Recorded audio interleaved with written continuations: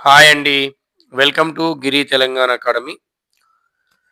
భక్తి ఉద్యమాన్ని నడిపినటువంటి వారిలో తొలి దశ భక్తి ఉద్యమకారులు ముఖ్యులు ఆదిగురువు శంకరాచార్యులు, రామానుజాచార్యులు, మధ్వాచార్యులు, కబీరు, గురునానకు మొదలైన వారు.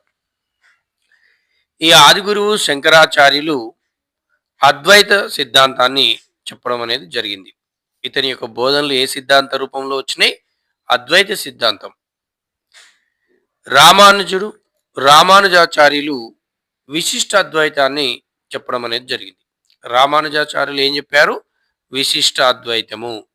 అలాగే మధ్వాచార్యులను తీసుకున్నట్లయితే ఈయన ద్వైత సిద్ధాంతాన్ని చెప్పడం అనేది జరిగింది.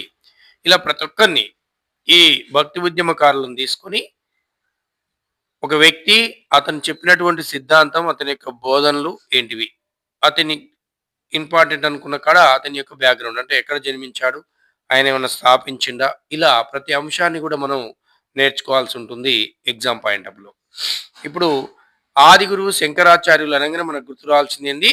అద్వైత సిద్ధాంతం. రామానుజాచార్యులు అంటే విశిష్ట అద్వైతం. మధ్వాచార్యులు తీసుకున్నట్లయితే ద్వైత సిద్ధాంతం.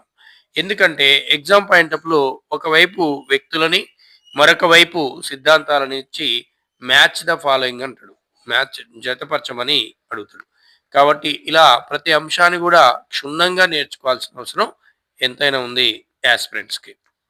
మరిన్ని వీడియోల కోసం మా ఛానల్‌ని లైక్ చేయండి, సబ్స్క్రైబ్ చేయండి, మీ దగ్గర వారికి షేర్ చేయండి.